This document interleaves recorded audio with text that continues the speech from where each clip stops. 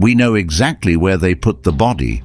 A rock tomb borrowed from a rich man named Joseph of Arimathea, sealed and guarded, where the body of Jesus lay for a full day and 2 nights. But a person is not a body. With his final breath, the man on that cross said he was placing his spirit into his Father's hands. The body went into the ground. We can find that. The question this video is about is the other half of him. Where did Jesus, the person, go during the 40 hours between the last breath on Friday and the empty tomb at dawn on Sunday? Because here is the strange part almost nobody stops on. The oldest summary of the Christian faith, a creed hundreds of millions have recited for over 1,000 years, says he was crucified, dead and buried. And then 4 words most people race past and almost no one can explain. He descended into hell. Those 4 words open onto the single most hidden stretch of the whole story. Not the cross, not the resurrection, the silence in between. The oldest voices in the church believed that Quiet Saturday was the loudest day in the history of the universe. And Jesus himself told everyone, long before he died, where those 3 days would take him.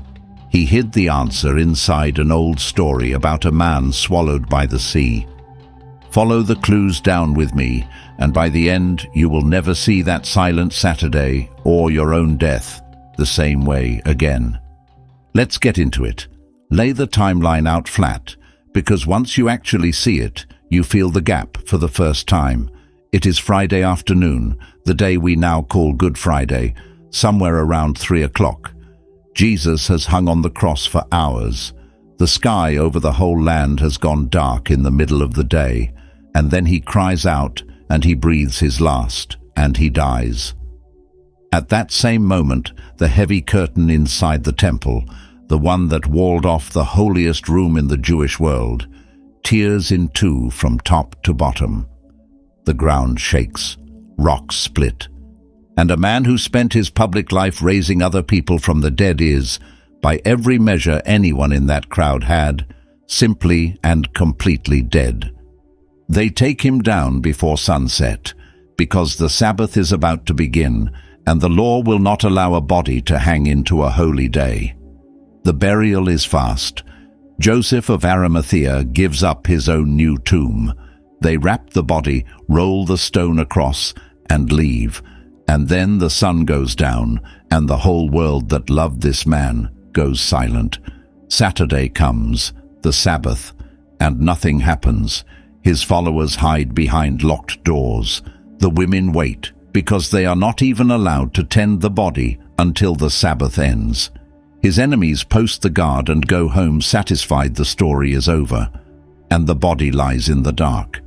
Then, before dawn on Sunday, the 3rd day, something happens inside that sealed tomb that splits all of human history down the middle, and the women arrive to find the stone rolled back and the grave empty.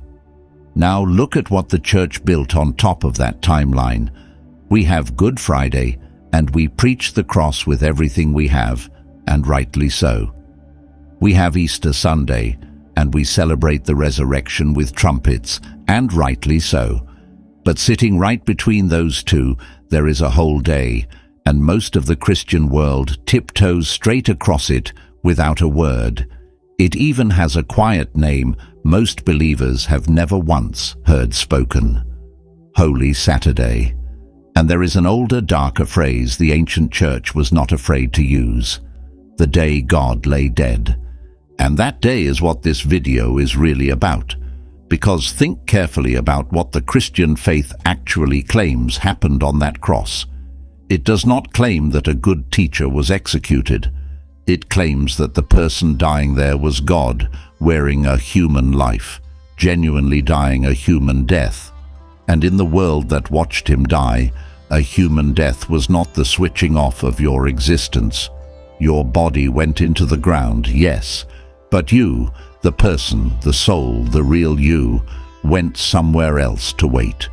So the question lands with enormous weight. If that claim is true, Then for those 40-odd hours, God himself passed all the way through death. And the very oldest instinct of the church was not to look away from that and change the subject. It was to ask right out loud, where did he go? And let me be straight about the ground we are standing on, because on this channel, the honesty is the point. The Bible does not hand you a documentary of Holy Saturday. There is no chapter that follows Jesus down through the door of death with a camera. What it gives you instead is a scattering of fingerprints dropped across different books by different writers, all circling the same event from different angles. Some are single sentences. One is buried in a psalm quoted at a sermon. One is so strange that scholars have argued about it for nearly 2,000 years and still have not agreed. But lay them side by side, the way a careful reader is supposed to, and they stop looking like a random scatter and start pointing with real force in one direction, down. He did not simply blink out and wait in the tomb. He went somewhere, and as we are about to see, he told people so in advance. And this is not just a puzzle for theologians with too much time. Where Jesus went in those 3 days is the difference between two completely different religions.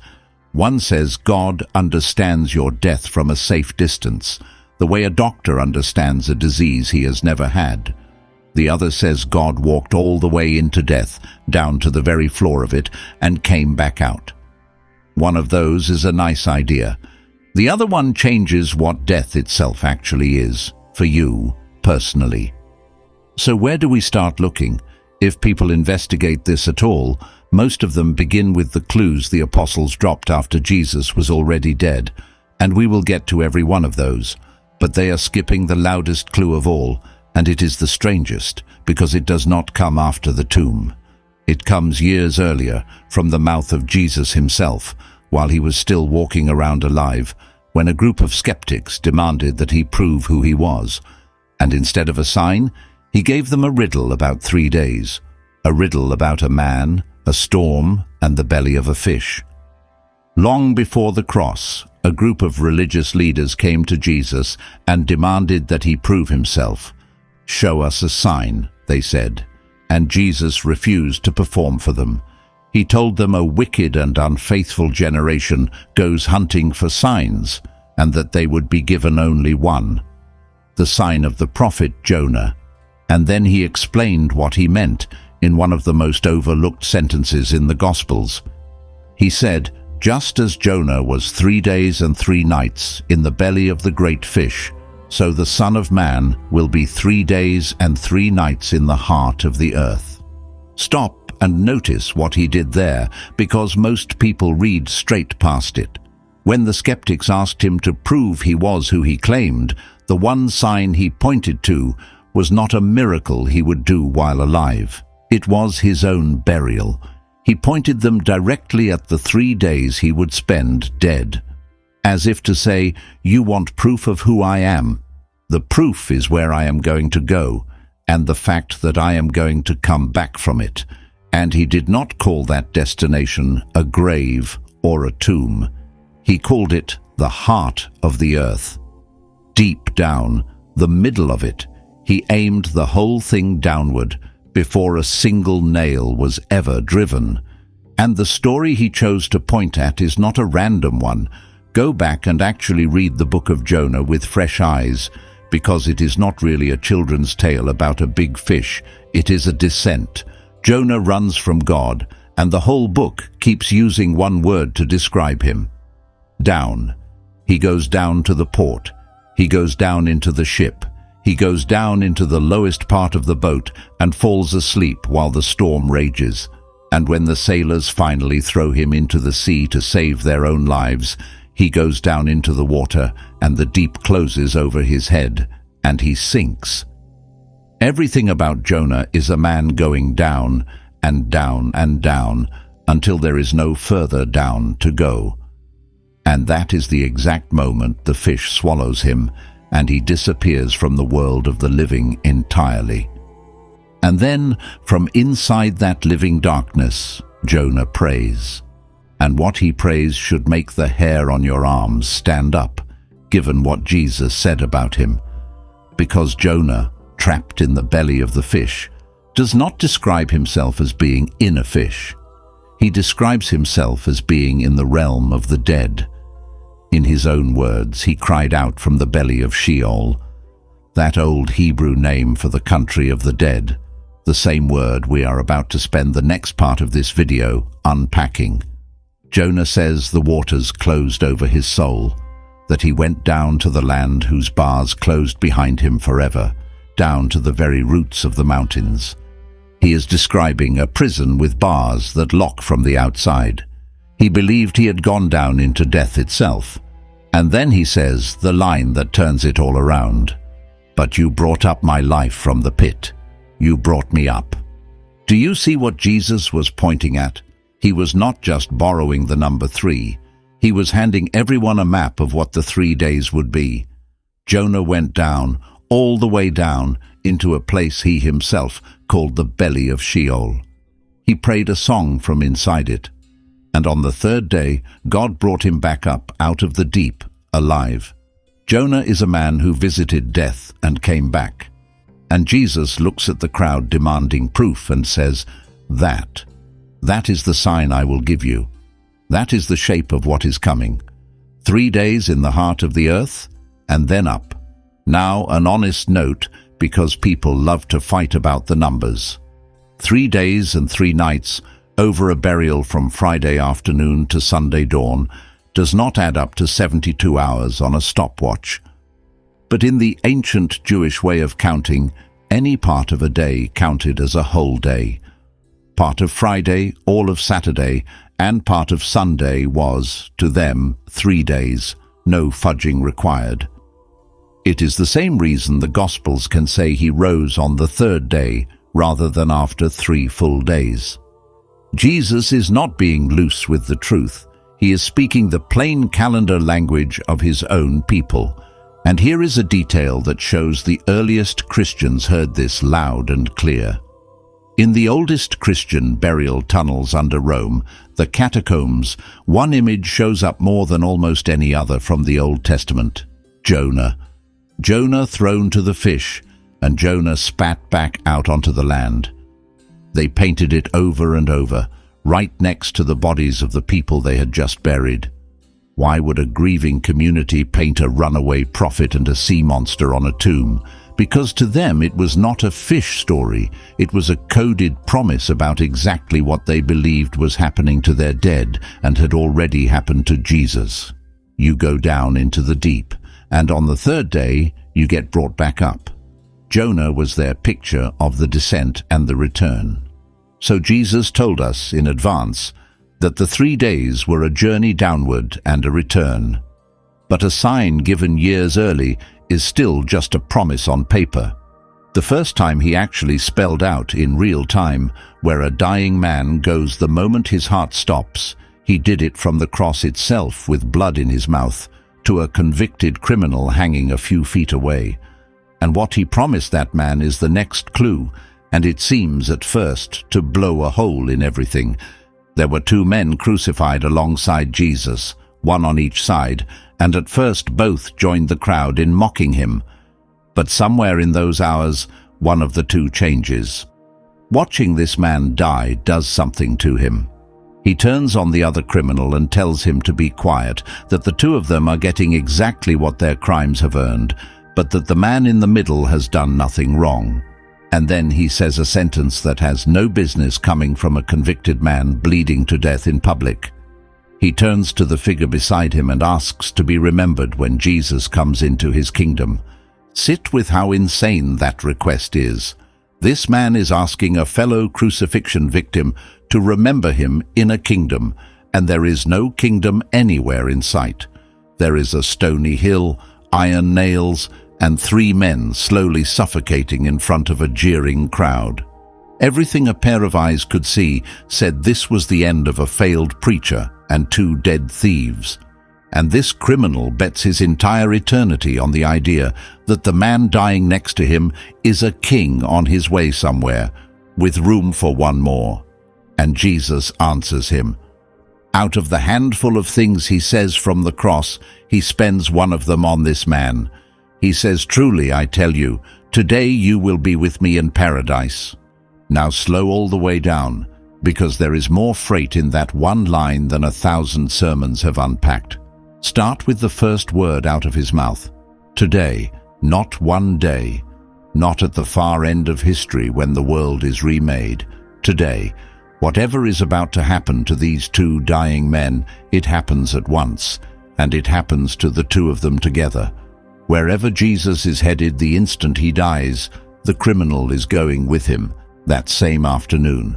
So this first clue tells us something enormous and easy to miss. Jesus did not expect the next 3 days to be an unconscious blackout in a tomb, a divine sleep until Sunday. He expected to be somewhere, awake and accompanied, that very day. Then look at the destination he names, paradise. It is a specific, loaded word. It does not simply mean the sky or clouds or a harp. The word he uses comes from an old term for a walled garden, an enclosed park of the kind a king would plant, lush and protected and green. And in the imagination of his people, it carried the memory of one garden in particular, Eden. The garden humanity had been thrown out of at the very beginning. By the time of Jesus, paradise had become a word for the resting place of the righteous dead, a garden of comfort where the good waited in peace. So he is not waving vaguely at the heavens. He is naming a real location and promising this condemned man that before nightfall, the two of them will be walking in it side by side. So already, before we have even left the hill, the first real-time clue has told us 3 things. When Jesus died, he went somewhere real. He went there fully awake, and the name of the place was Paradise. But here is where the case takes a turn that almost everyone misses, because they stop reading at the beautiful part. Keep going. Follow the same Jesus forward to Sunday morning, past the resurrection, and you hit a second sentence from his mouth that seems to flatly contradict the first one. It is Easter. The tomb is open and empty. Jesus, alive again, is standing in the garden outside the grave when Mary Magdalene recognizes him. Overwhelmed, she reaches out to hold on to him, and he stops her, and he says something genuinely strange. He tells her not to cling to him because, in his own words, he has not yet ascended to the Father. Read those 2 lines back to back and feel them collide. On Friday, to a dying criminal, "Today you will be with me in paradise." On Sunday to Mary, "I have not yet gone up to the Father." So which is it? If paradise on Friday meant flying straight up to the throne of God, then how, 3 days later, alive on the far side of his own resurrection, has he still not made that trip up to the Father? Those two do not fit inside the same box. Not unless paradise, the place he went the moment he died, was a different address from the Father's throne at the top of heaven. Not unless the garden of rest where the righteous dead were waiting and the highest heaven where God reigns were 2 different places entirely. And that tiny collision, which most people never even notice is there, is the loose thread that unravels the whole mystery, because it forces open a question we skated right over. When the people in that world died, where did they actually believe they went? We hear the word paradise, and we instantly picture our own modern postcard of heaven, up above the clouds, pearly gates and the throne. But the men and women Jesus was speaking to did not carry our map. They carried a far older one. And on that ancient map, the dead, all of them, the good and the wicked alike, did not go up at all. They went down into one vast place beneath the world to wait. It had a name. And you cannot make sense of a single clue that follows until you understand what that name meant, and, more unsettling, who was down there waiting when Jesus arrived. Centuries before anyone in the Bible talked about going up to heaven when they died, they talked about going down to a place they called Sheol. And Sheol is one of the most badly translated words in the whole Bible, because your English translation will often just print the word hell, and your modern mind fills that in with fire and pitchforks and screaming demons. Wipe all of that off the table. That is not what the old word meant. Sheol was simply the realm of the dead. The grave opened out into an entire shadowed country under the earth. And the part that stops modern readers cold is who went there, not just the wicked. Everyone, every single person who died went down to Sheol, and the names on that first list are ones you would never expect. Look at how the oldest parts of the Bible actually talk. When Abraham dies, the text does not say he flew up to God. It says he was gathered to his people. When Jacob believes his son Joseph is dead, he says he will go down to Sheol to his son, mourning. Down. The greatest and most faithful figures of the Old Testament still expected to go down into this shadowland and wait. And this is the part to really grasp. It was not that they were being punished, it was that the door into God's own unfiltered presence, slammed shut back in Eden when humanity fell, had never been reopened. Nobody had made a way back in. So the dead waited. Kings and prophets and ordinary faithful mothers and fathers, all of them down in the quiet under the world, waiting for something none of them had the power to do for themselves. But that waiting was not going to last forever, and the reason why is the whole point of this video. But it was not a flat, featureless nothing down there, and this connects straight back to the criminal on the cross, because Jesus himself, during his ministry, had pulled the curtain back on this waiting place. He told a story about two men who die. One is a rich man who spent his life stepping over a starving beggar named Lazarus at his gate. The other is Lazarus, the beggar. Both die, and both go down into the realm of the dead, but not to the same part of it. Lazarus is carried by angels to a place of comfort Jesus calls the bosom of Abraham, and the rich man finds himself in torment, in anguish alone, begging for a single drop of water to cool his tongue. And Jesus adds the detail that matters most. Between the two sides there is a great chasm, fixed in place, so that no one can cross from one side to the other, ever. So assemble the map, because this is what everyone in that world was working from. The realm of the dead had two sides. A side of comfort, where the righteous rested, the bosom of Abraham, a garden of waiting a person could rightly call paradise. And a side of torment, and a great uncrossable chasm between them. This was the waiting room for the entire human race. Everyone who had ever died was down there, waiting. And not one of them, not Abraham, not Moses, not David the great king, could open the final door and walk up into the living presence of God. That door had stayed shut since Eden, and no dead man, however holy, had ever held the key to it. Now carry that map back to the cross, and watch the promise to the criminal suddenly click into place with a sound you can almost hear. When Jesus says, "Today you will be with me in paradise," he is not promising the man a flight to the throne of God that afternoon. He is telling him, today, you and I will be together on the side of comfort, in the bosom of Abraham, in the paradise where the righteous dead are resting. And that is precisely why 3 days later he can still say to Mary that he has not yet ascended to the Father. Because paradise that Friday was never the top of heaven. It was the waiting country of the dead. He went down. He went to the same place Abraham went, and David, and every faithful soul who had ever died, clinging to a promise, and was, at that very hour, still down there waiting for it to come true. And feel the weight of that. For all of human history up to that Friday, every righteous man and woman who ever lived, from Adam forward, had gone down into that shadow and was still there, holding on to nothing but a promise that some rescuer would one day come, with no proof he ever would. Thousands of years of waiting in the dark on the strength of a rumor. And then the rescuer himself died, and instead of going up, he went down. He walked as a genuinely dead man straight into the exact place where all of them were waiting. The one person who actually held the key let himself be locked in the room from the inside. Now, I know how all of that sounds, laid out so cleanly. It sounds like a beautiful story people told each other to make death less terrifying.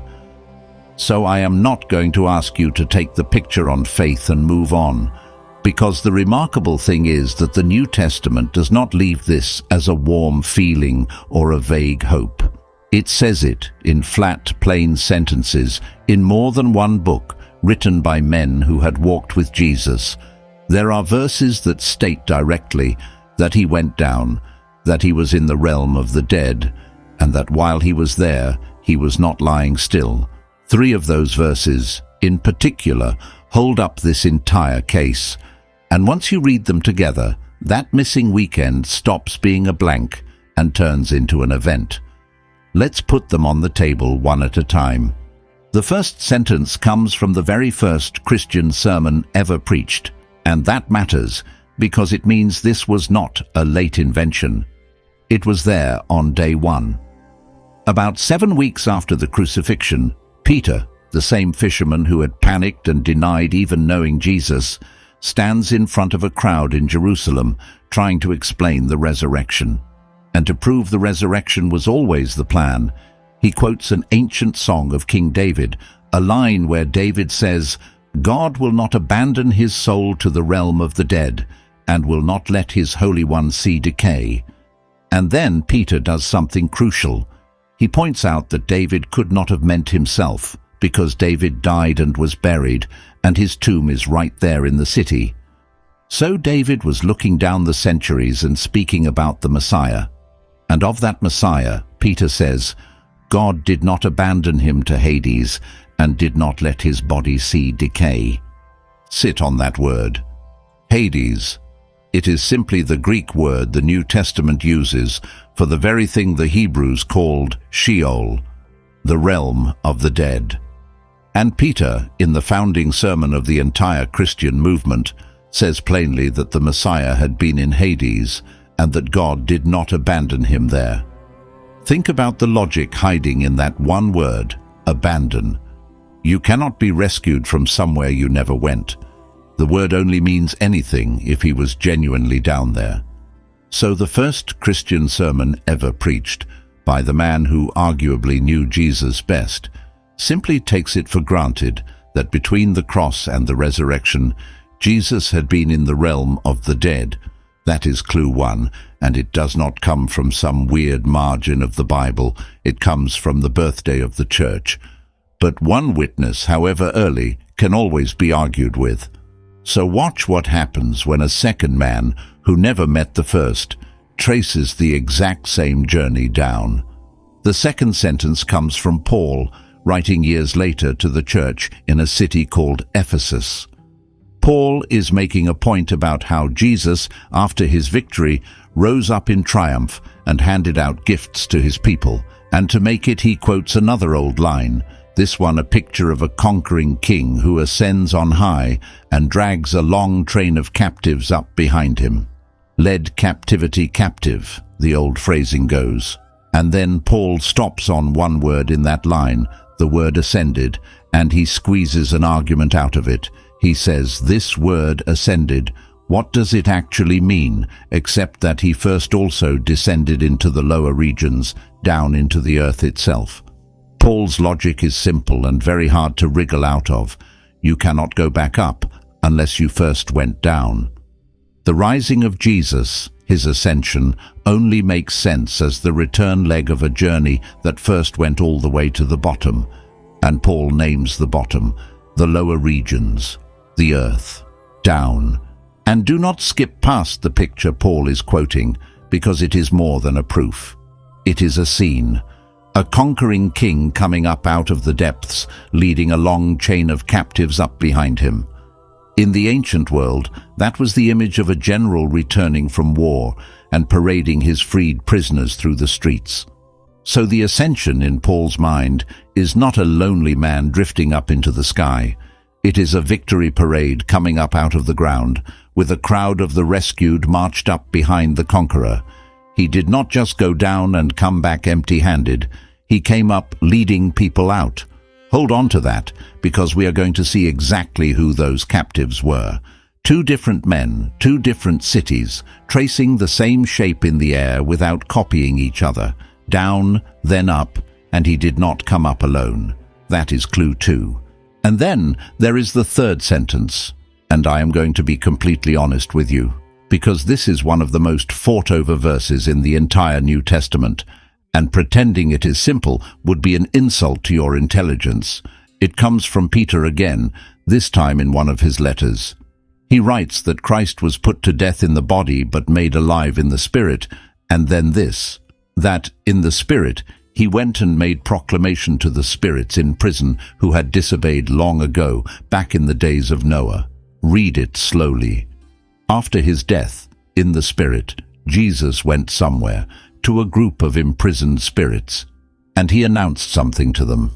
Now I have to slow right down and be fair, because serious, devout, careful people read this verse in genuinely different ways, and I refuse to flatten that for you just to make my video tidier. One reading says, the spirits in prison are the wicked human generation from Noah's time, and that Christ, in some form, proclaimed to them.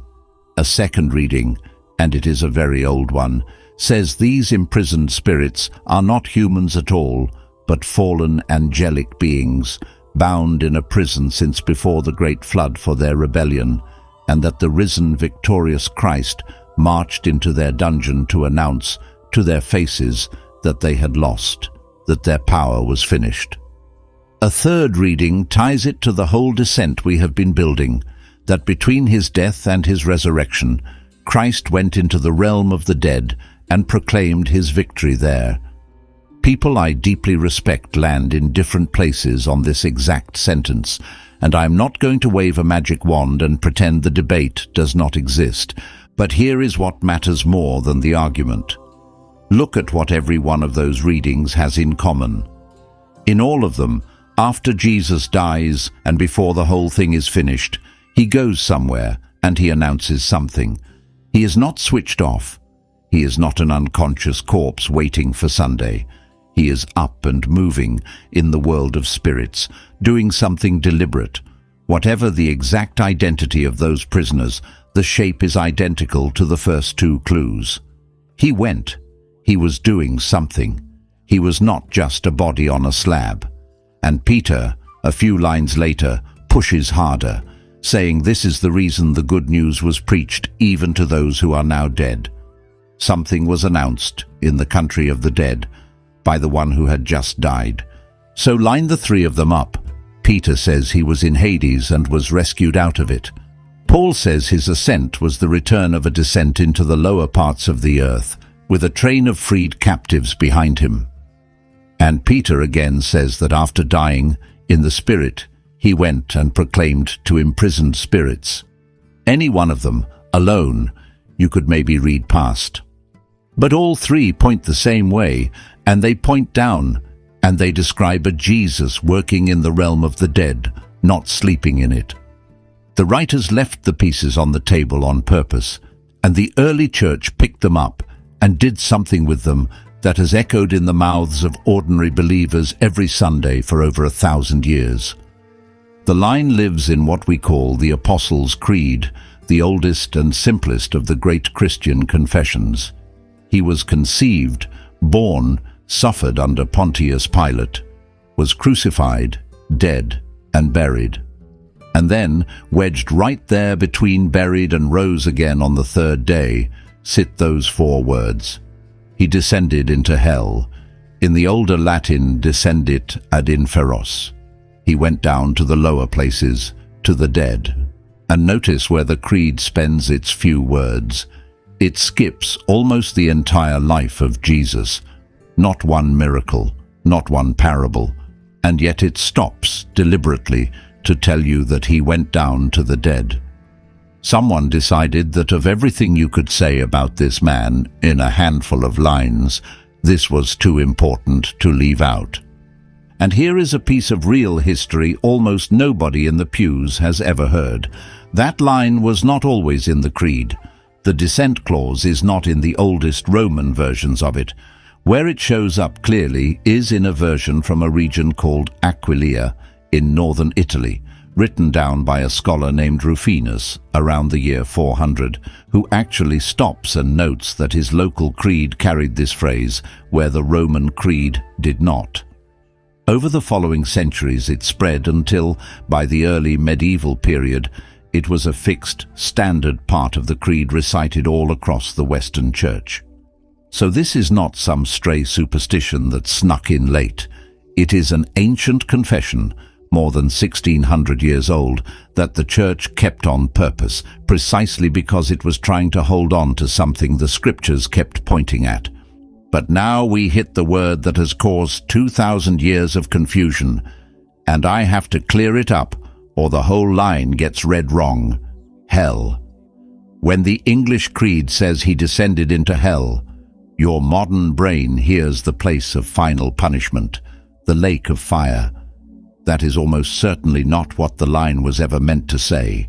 The word behind it is that same old idea we have been tracing, the lower places, Hades, Sheol, the realm of the dead where every human being waited. The creed is not claiming Jesus was tortured in the fires of the damned. It is saying that he genuinely died and genuinely went to the place of the dead, exactly like every human before him. He did not fake his death. He did not hover near it.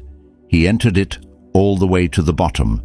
That is what this ancient little line stands guard over, that the death of God was real and total and complete. Now, I would be cheating you if I told you that all Christians agree on what he actually did down there, because they do not, and honestly the disagreement is one of the most fascinating things about this entire subject.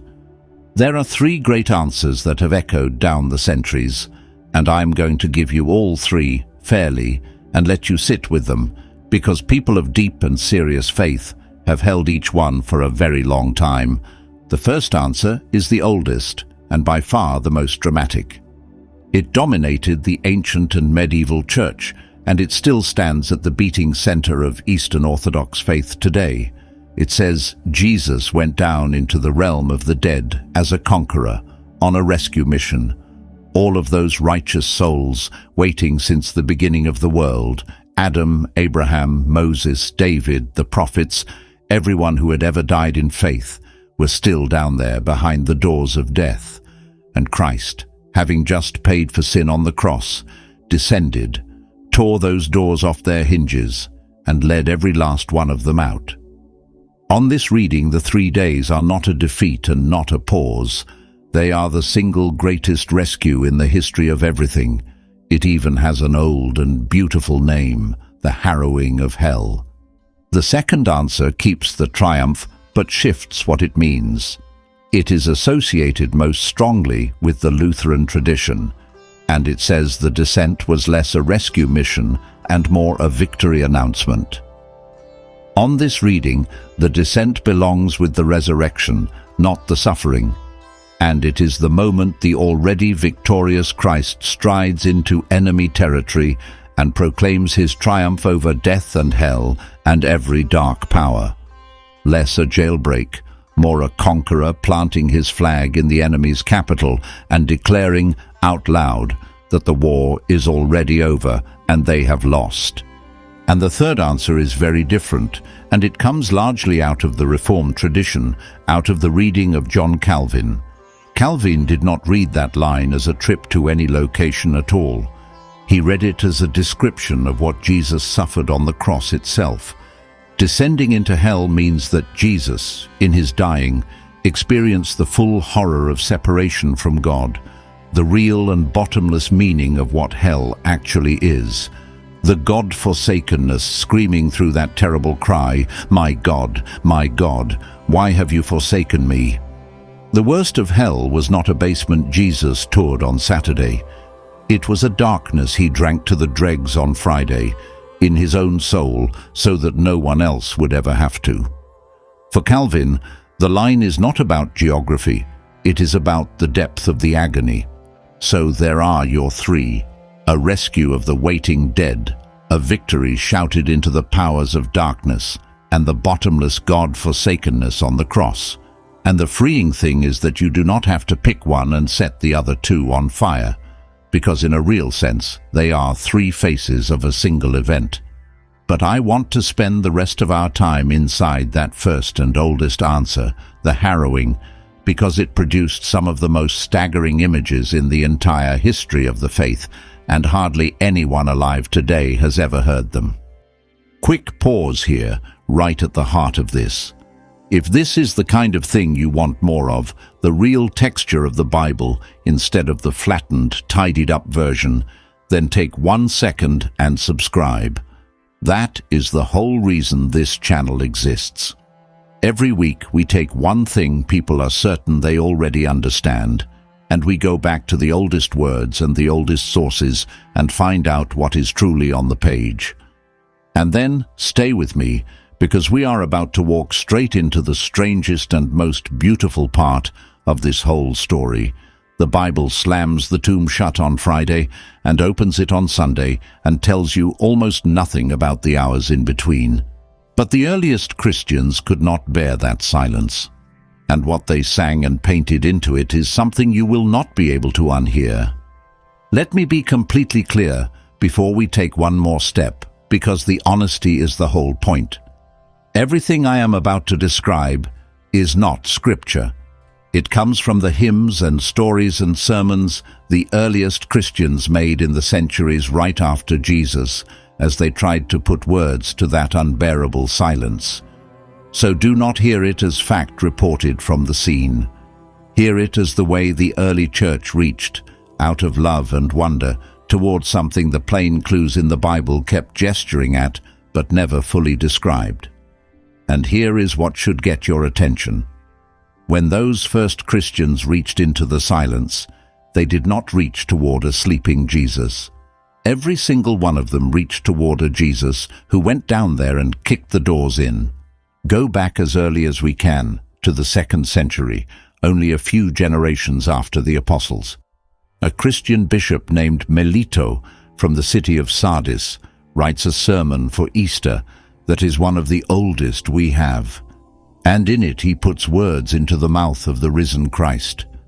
I am the one who destroyed death and triumphed over the enemy and trampled Hades underfoot and bound the strong one and carried the human race up to the heights of heaven.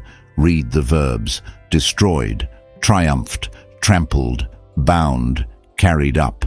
This is not a passive corpse.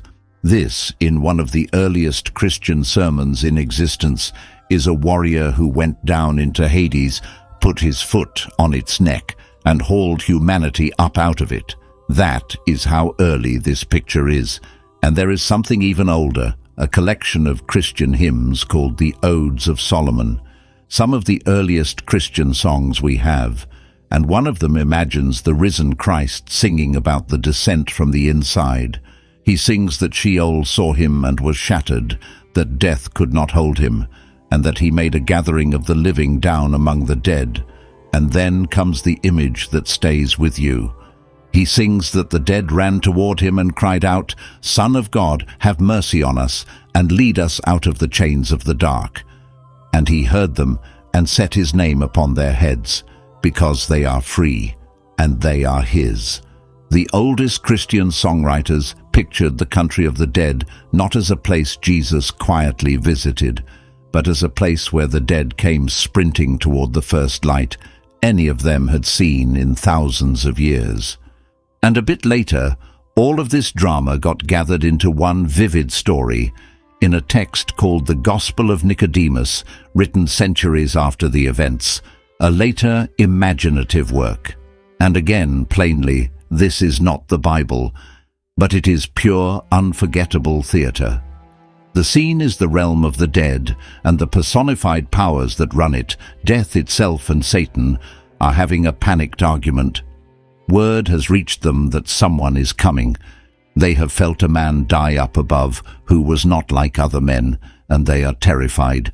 They scramble to bar the gates, piling up the great bronze doors and iron bars that have held every human soul inside since the beginning of the world, because no one has ever broken out, and they mean to keep it that way tonight. And then a voice like rolling thunder comes up to the gates, quoting an ancient psalm. "Lift up your heads, you gates. Be lifted up, you ancient doors, so that the King of glory may come in." And the gates break. The bronze shatters, the iron bars snap like sticks, and the doors that had never once opened outward for any soul are thrown flat. And the King of glory walks into the country of the dead flooded with light. Death and Satan are undone in an instant. Satan is seized and bound and handed over. And then comes the image the whole story has been driving toward. Christ walks through the broken kingdom straight to one particular figure. Adam, the first man whose fall started all of it, the ancestor of every person who had ever died and gone down into that dark. And Christ reaches down, takes Adam by the hand, and lifts him up out of the dust of death. And that single image, Christ hauling Adam up by the wrist, did not stay locked in an old book. It became one of the central images in the entire history of Christian art. If you have ever seen an Eastern Orthodox icon of the resurrection, you have almost certainly seen it without knowing it. Because in the East, the main image of Easter is not the empty tomb. It is this. It is called the anastasis. It shows Christ standing down in the realm of the dead, on top of the shattered doors of hell, which lie beneath his feet in the shape of a cross over a black pit, keys and broken locks scattered in the dark. And he is reaching down and gripping Adam and Eve by their wrists, not their hands, their wrists. Because a wrist is what you grab when you are hauling up someone with no strength left to grip you back, someone who cannot save themselves and has to be lifted. And he is dragging them bodily up out of their graves, while the righteous of every age, the kings and the prophets, stand watching the door of death get kicked open from the inside. And then there is one last piece, and it may be the most beautiful thing the Church produced in its first 1,000 years about these 3 days. There is an ancient sermon by an author whose name we lost long ago, still read out loud in some churches on Holy Saturday, and it imagines that silent day from the inside. It opens like this. Something strange is happening. There is a great silence on the earth today, a great silence and a great stillness. The whole earth keeps quiet because the King is asleep. God has died in the flesh, and the underworld has trembled. And then the homily pictures Christ walking to Adam, and it puts words in his mouth as he reaches for the first man, and they are almost too tender to read out loud. "I am your God, who for your sake became your son. Awake, O sleeper, and rise from the dead, and Christ will shine on you. Rise up. Let us leave this place, for you are in me, and I am in you, and together we are one single person, and we cannot be separated." Now, is any of that a news report of what literally happened on Holy Saturday? No, and I have told you plainly it is imagination, not scripture. But feel why it took such a fierce hold. Because every one of these voices, from the 2nd century onward, was straining to say the same thing the plain New Testament clues keep pointing at. That when God went down into death, he did not go there to hide, and he did not go there to suffer quietly in a corner. He went hunting. He went down into the deepest dungeon the human race had ever known, the one place all of us were headed with no way out, and he tore the door off its hinges and started carrying people up into the light, beginning with the very first one who ever fell. The images fill a silence, but the silence itself is real, and it points down and then up, with a crowd of the rescued walking up behind him. Which brings us, finally, to the question this whole descent has really been circling. Not just where Jesus went, but why it had to be down, and why those 3 days, the ones we skip right over as an empty gap, might be the exact hinge that the entire hope of the world swings on. We treat those 3 days as dead air. The real stuff happened on Friday, we think, and the real stuff happened on Sunday, and Saturday is just the awkward wait in between, a blank the story has to cross to get from the cross to the empty tomb. But turn it over one more time, slowly, because it changes how the whole gap feels. What if the 3 days are not the pause between the two important things? What if they are one of the most important things, the part where the rescue finally reached into the one place it had never once been able to reach before? Because think about the one direction rescue had never gone. Help had always only ever come to the living. A prophet could warn you while you still breathed. A king could save you the day before you died. But once you were dead, once you had gone down into that waiting country, you were past the reach of every helping hand there had ever been. Nobody rescued the dead. Death was the one border no rescuer had ever crossed going in, because no one had ever crossed it coming back out. It was a one-way door for every soul who ever lived. And the entire claim of these 3 days is that, for the first time in the history of everything, someone walked in through that door on purpose, then walked back out of it, and left it standing wide open behind him. And the New Testament has an image for exactly that. And once you see it, you cannot unsee it. In the very last book of the Bible, the risen Jesus appears in blinding glory and says, "I am the living one. I was dead, and look, I am alive forever and ever." And then this, "And I hold the keys of death and Hades." Keys. That locked country that had held every human being who ever died, and Jesus is standing there holding its keys like a man who walked into a maximum security prison, took the ring of keys right off the warden's belt, and now decides who the door's open for. He did not merely survive death, he took command of it. The place that used to own us, he now owns. And there is one small strange verse that I think is the first tremor of that door breaking, and almost nobody knows what to do with it. Go back to the moment Jesus dies on Friday. Matthew, describing that instant, says the earth shook and the rock split, and then this, that the tombs broke open, and the bodies of many holy people who had died were raised to life, and after the resurrection went into the city and appeared to many. Read that again. At the exact moment Jesus died, graves around Jerusalem cracked open. Honest people argue about how to take it, but look at what it is doing right where it sits. The instant the one holding the keys stepped through the door of death, the ground over the graves began to break. Death felt the intruder the moment he came through and started right then to lose its grip. The tombs were the first thing to tremble, and now go all the way back to Jonah, because the circle closes there. Jonah went down into the belly of Sheol, prayed his song from inside the dark, and on the 3rd day was brought up out of the deep, alive. Jesus took that story and made it about himself. 3 days in the heart of the earth, and then up.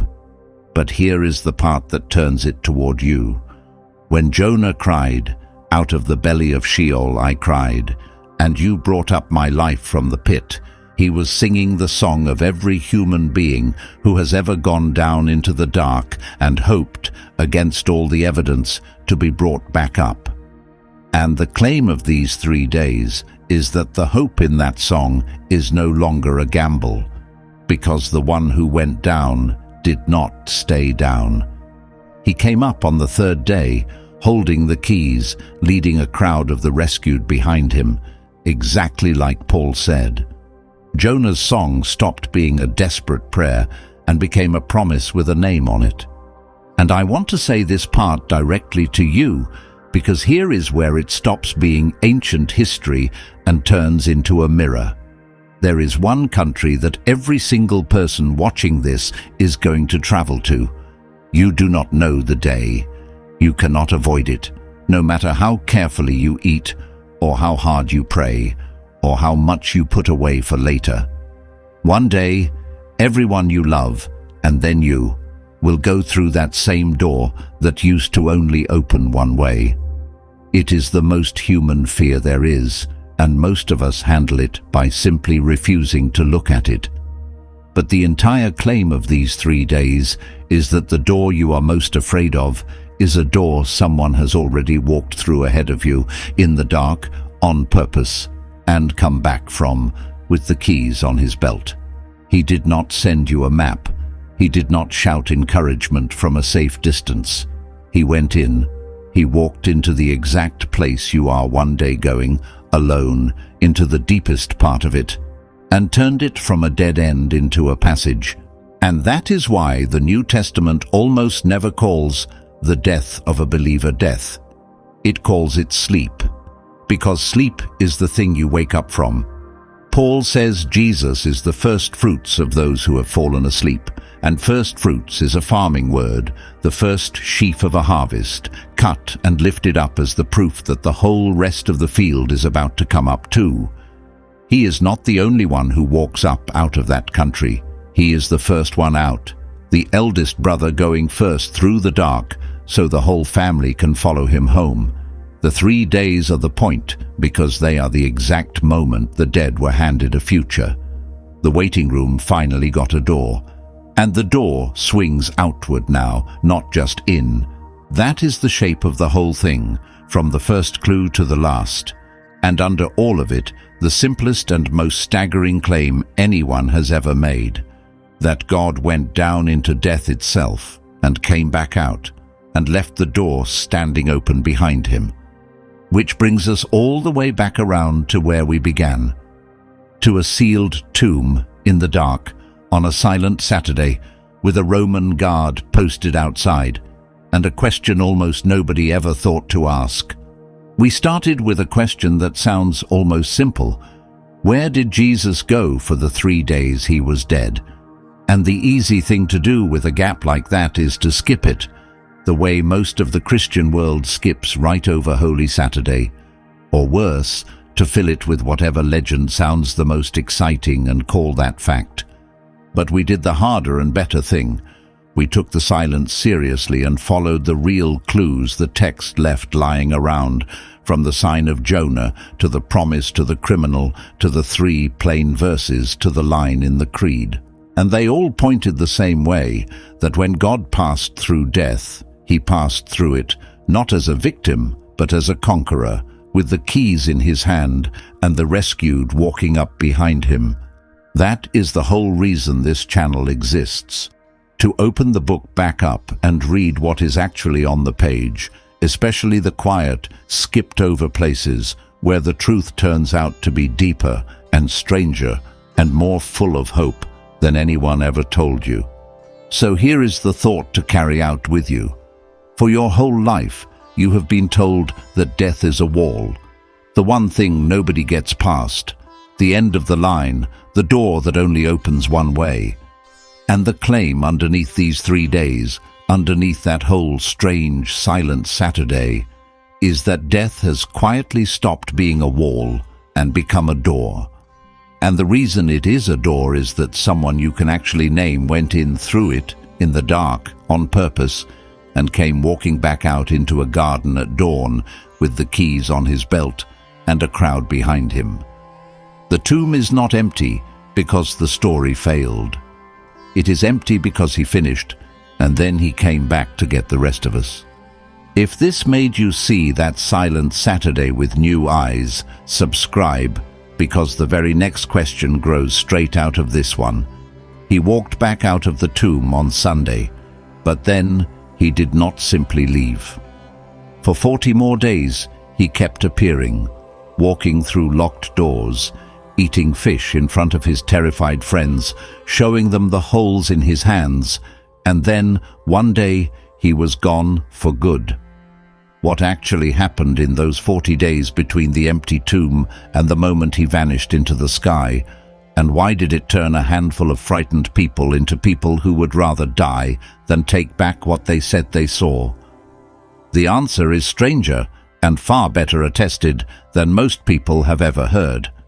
And the video on screen right now goes back to the cross itself, to the death that made this whole descent possible in the first place. Go ahead and click it. I think you will want to see where it leads.